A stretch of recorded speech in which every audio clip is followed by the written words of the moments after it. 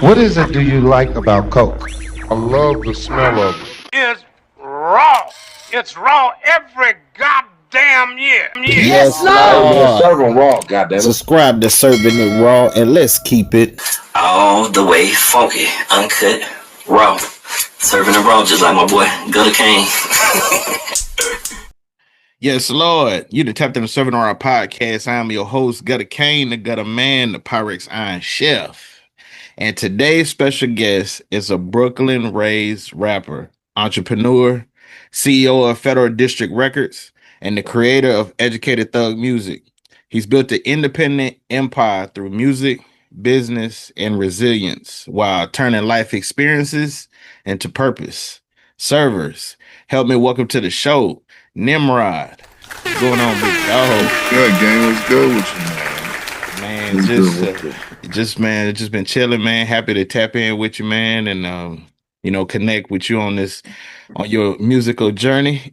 And Yes. yeah, man, and just let everybody know, man, what you got going on in Federal District. I had a chance to sit down with Molly some weeks ago, man. Molly I saw Federal. pieces of that interview. That interview was all right. I like that. I saw pieces of that. That was fire.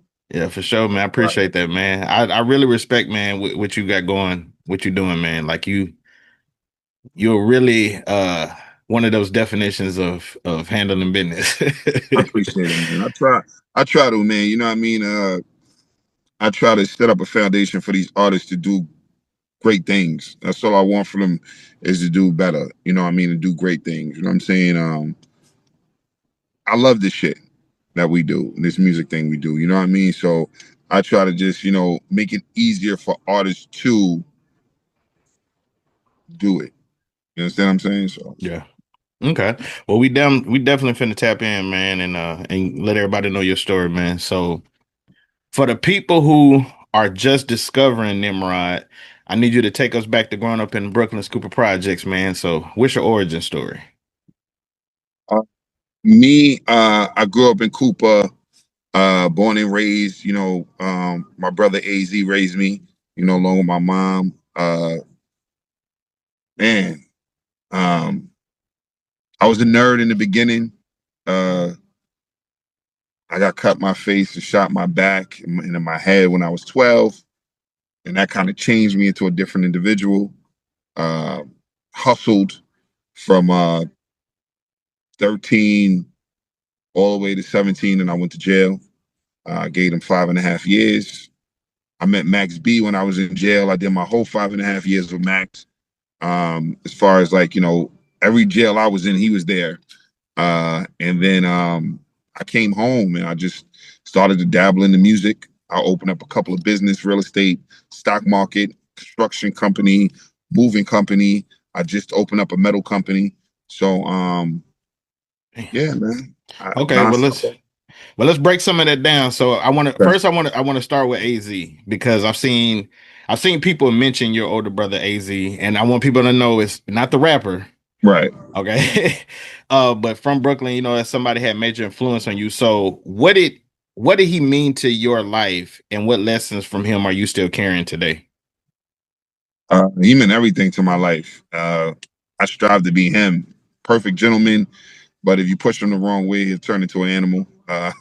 Gotcha. Great businessman. Loyalty, respect, honesty to his people. You know what I'm saying? Always been there for family. Those are the things that he instilled in me. Always make sure you're there for your family. Always make sure, when you rock with people, you're honest, you're loyal, respectful. You know what I'm saying? Until they push you not to be. Ooh. And as far as music, he loved music. You know what I mean? So it makes sense. Okay. Now, I know you did share before on something else that someone tried to kidnap you and Right. end up getting cut in the face and shot in the back, man. So I know that type of shit, changes people forever, which you've even said that. How were you before to where you was after that situation happened? I was a nerd. You know what I mean? I was in school. I went to private school. I was a nerd, man. I play with my toys and stuff like that as a kid. Dude, I remember I had Super Nintendo. I would play F Racer or something like that. Oh yeah. I was just a kid, bro. And you know, my brother AZ, he was one of the biggest drug dealers in New York City. Everybody know that. And you know, people tried to kidnap me, I guess, to extort him or whatever they was trying to do. And, you know, I wound up getting away, and they wound up cutting me in my face and shoot me in my back and, you know, in the head as well.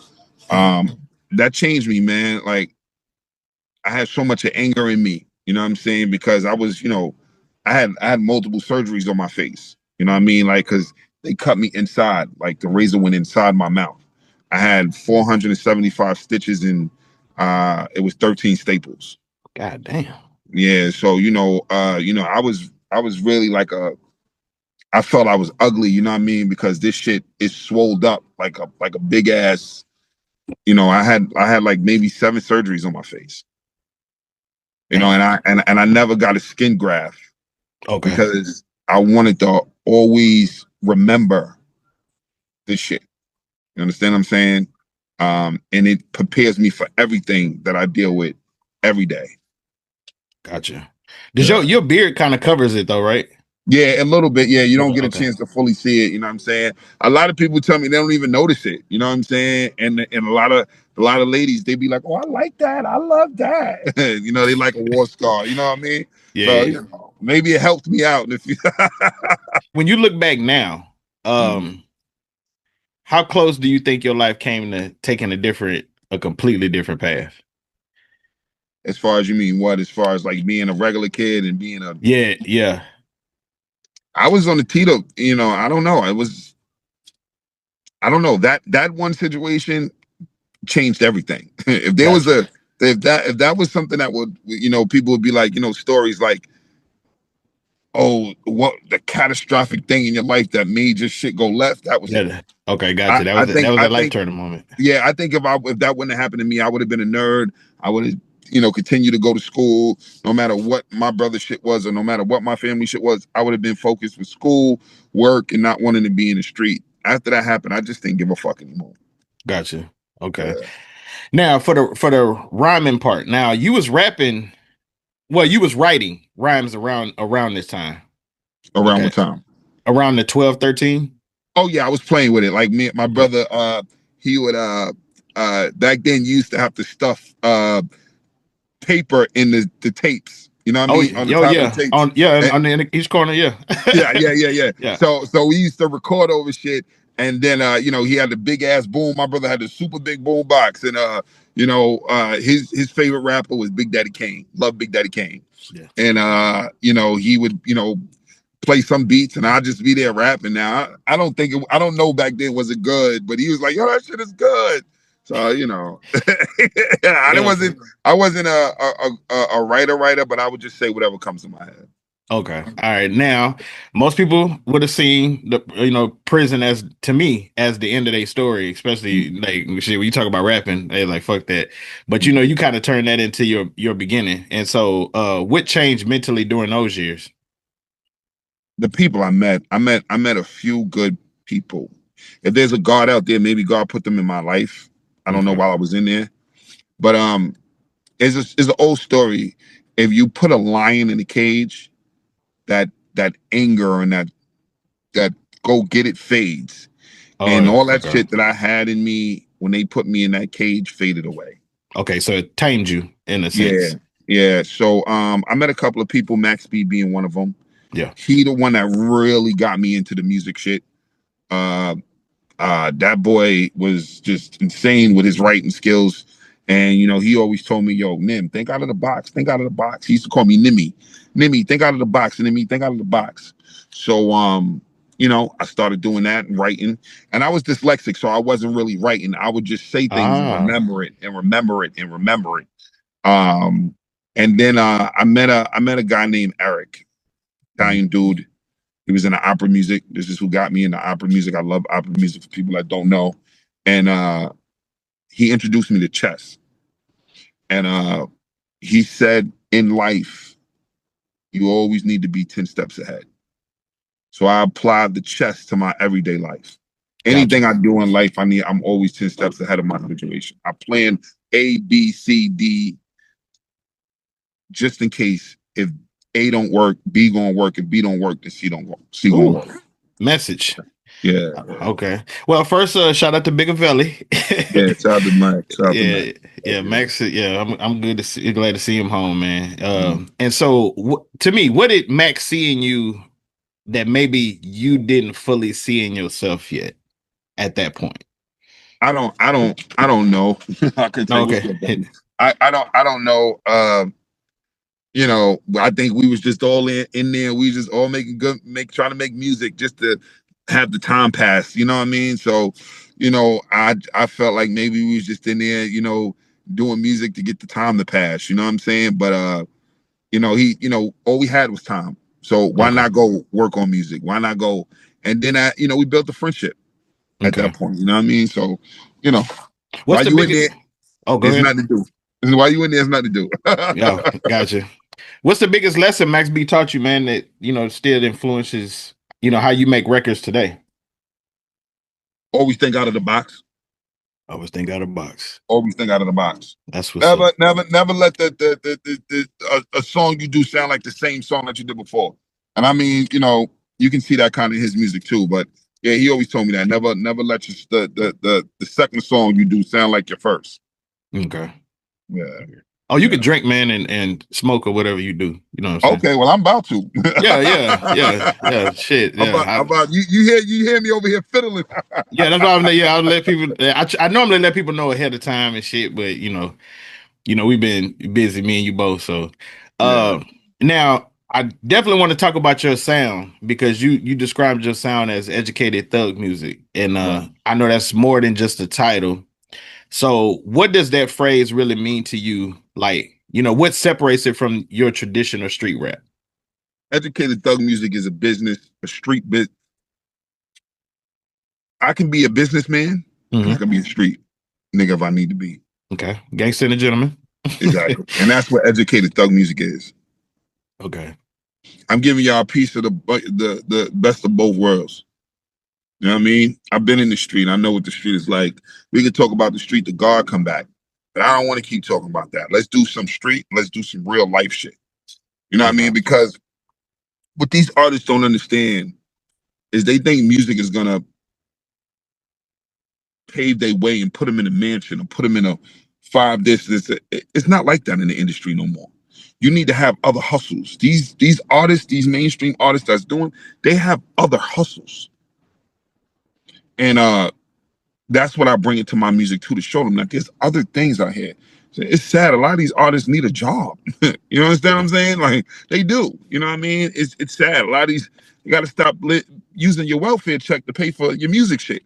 You gotta be more smarter than what you are. You understand? So okay. And do you feel like, I wouldn't say necessarily responsibility, but do you feel responsible for some of the messages that you put in your music when it comes to younger listeners? Is that kind of why you're going in that direction of and educating? no. Okay. Yes and no. I do feel, and I'm gonna say this, that, and I tell my artists this, we are superheroes. Yeah.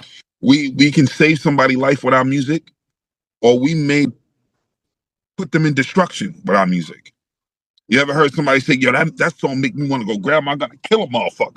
Oh yeah. You understand what I'm saying? And then, you know, I've heard people say, yo, that song uplifted my soul.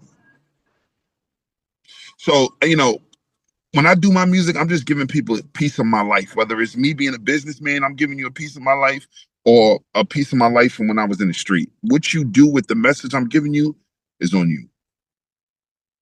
I love it. Yeah. That's what, yeah.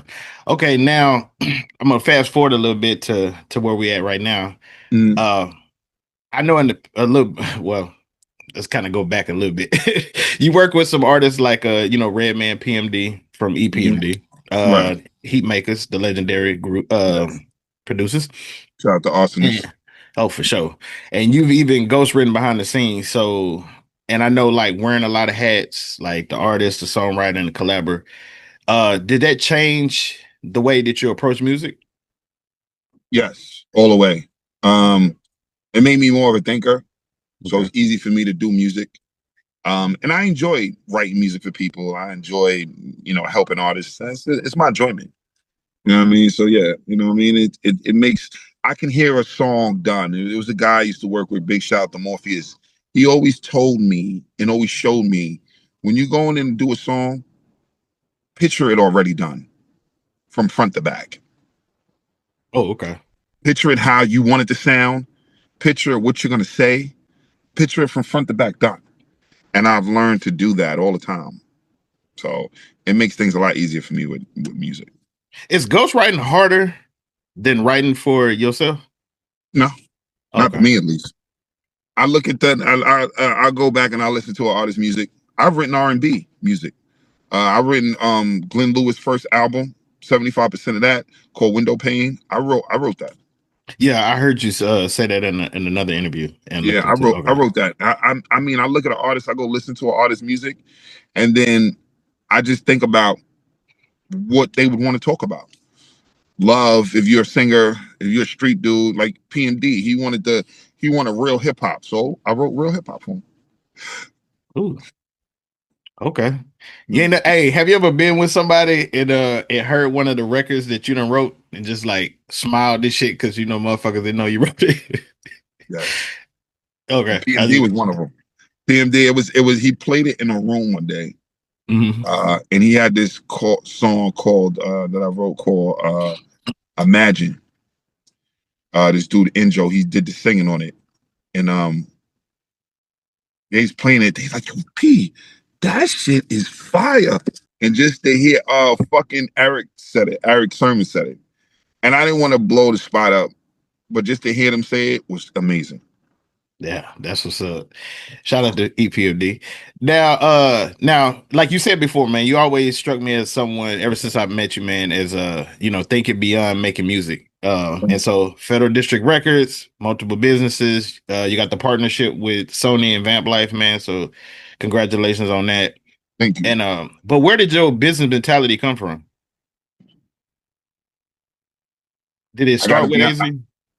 My brother and Okay. Eric, the gentleman I met in jail. Okay. My brother AZ, he owned two businesses. He had a nightclub and he had a like a little moving company. It was just him and his friend. But he always, if he was here, it would have been a big moving company. The nightclub would have been huge because he was just starting out to make things legitimate at that time. I was still hustling. He was transitioning from being a hustler into being a businessman. You know what I mean? So I watched him do it, and then all the knowledge I got from Eric when I was locked up, I soaked all that in. So I'm a sponge, man. Okay. I don't care if you're 7 years old. You can always teach somebody something. Okay. Now speaking of hustling, I have to ask this. Now your uncle is a legendary Frank Matthews. Right. And people don't know who Frank Matthews is. You need to get your ass in something, a book or something. But did hearing stories about him influence how you think about, ownership or leadership or just building something bigger than yourself? Yeah, I mean, of course, he's an icon. He built what, I mean, you call it a business. He built it and it disappeared. You know what I mean? Yeah, so, with some millions. With millions, billions. And I'm joking. I don't know if it's billions. I'm exaggerating. But he built it and he disappeared. And I'm like, okay, he could do it. I could do it. I could do anything I want to do if I put my mind to it. Yes, I like that. All right, and man, yeah, Frank Matthews is that one. Right. Never snitched, none of that. Yeah. So now I gotta ask you this, man. Not just as a fan, but for the culture. So when you look back at your journey, what are the 5 artists that I'd say had the biggest influence on the way you think, create, and move? Jay, Big Daddy Kane, Coogee Rap, yes. Oh yeah. Rick Ross, and Diddy. Damn. Diddy is a great businessman. I don't care about what kind of freaky shit he into. That's his business, but he's a great businessman. All right, man. And so you're currently building Educated Thug Music Volume 3, The Glitch. The Glitch. Yeah.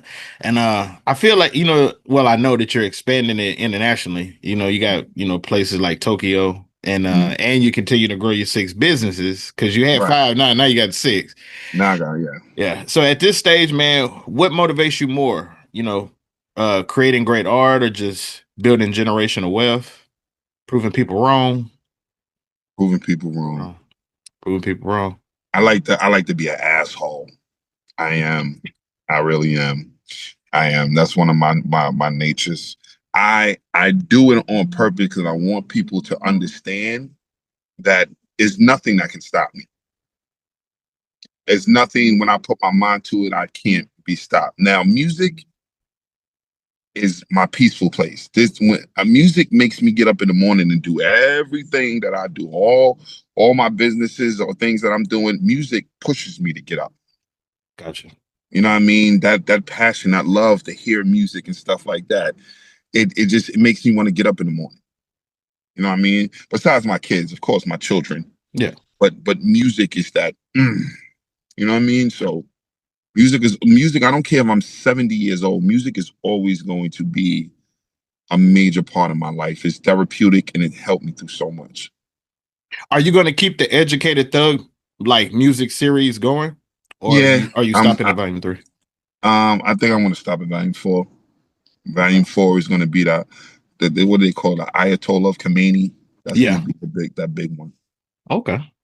Well, I don't like ending, man, with what's next because this platform is about documenting legacies, man. So when it's all said and done, and somebody discovers your stories from now, I mean, like, you even if it's a message to your kids, what do you want them to understand about Nimrod's contribution to hip hop?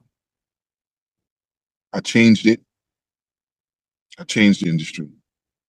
I have already, quietly, but I continued to be the person I said I was, and I didn't let the industry change me. I changed the industry. Damn. Powerful, man.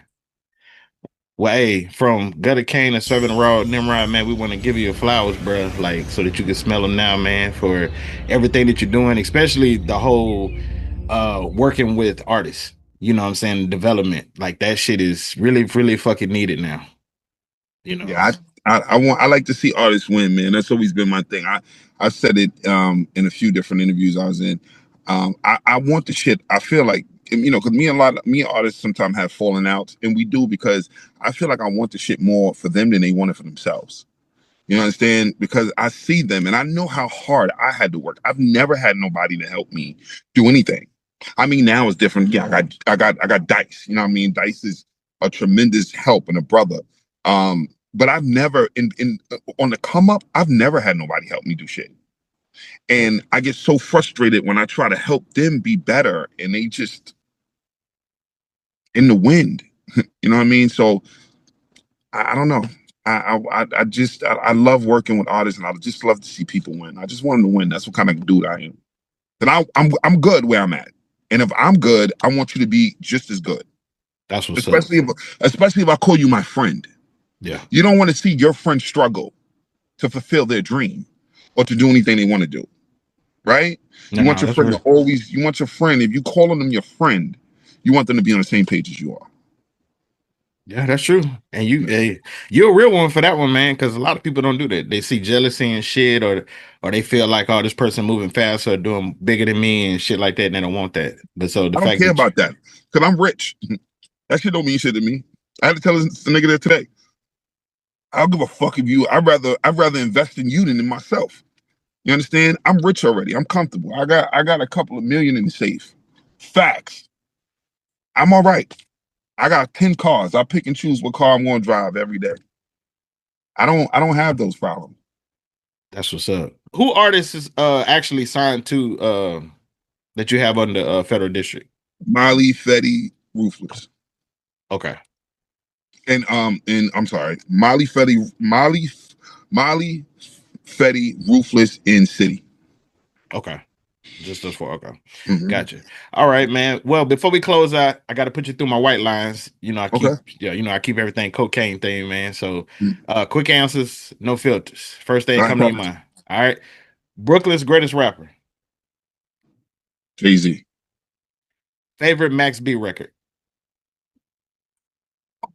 Baby Girl. One producer you can make a full album with. Diddy. Best business decision you ever made. Signing with Van Place. Oh yeah, that's a good one. And Boss Press. Yeah. One artist you'd love to collaborate with. Rick Ross. A book every entrepreneur should read. Oh, what's the name of that Donald Goines book? Fuck. Shit, there's a few. I don't know. I don't know. It'll come back to me. Okay. One thing people completely understand about Nymrod. That I'm a bully. I'm not. All right, I can see that. You know, that's that New York, man. That's you, bro. That's all. If you wasn't making music, what business would you be running full time? Structure. I mean, I run all my business full time.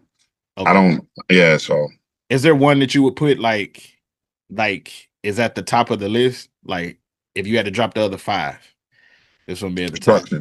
Construction. Okay. Harder battle: surviving the streets or surviving the music business? Damn. I guess the streets. Streets. And one word that defines your legacy.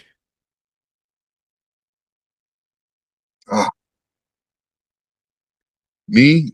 Yep. I'm God's gift. God's gift. Let me see if I get this Donna Goins book. Hold on. Let me look at it. Let's see. So he had Dope Fiend. He had Never Die Alone. Yes. Never Die Alone. The one that that made a movie with DMX playing? Yes. That's the movie that kid was in, the kid with the green eyes and shit like that. Yeah. Yeah, and DMX was like he was his dad or whatever like that. Supposed to be, and he gave his mom coke or crack or whatever. Yeah. From the battery acid. That was so. Yeah, no, that was a cool little movie. Yeah, but that book right there is everybody should get on. Well, hey, I want to give a huge shout out to Nymrod, man, for coming through, man, sharing your journey, and keeping it completely raw with us today, man. We truly appreciate the stories, the wisdom, and the gems. To all my servers, I want to thank y'all for the constant support. Shit, if you rock with this episode, man, make sure you hit that like and subscribe button and follow us on Instagram. How can people reach out to you on Instagram? I'm Googleable. Tell them to Google me, man. Nymrod. Again, Nymrod. I'm Googleable, baby. Just Google me, man. All right. And when does the album drop? September 25th, baby. Educated Thug Music Volume 3, The Glitch, niggas. Get on it. All right. New episodes drop every Wednesday on YouTube and all major platforms. Until next time, keep it raw. Peace. Peace.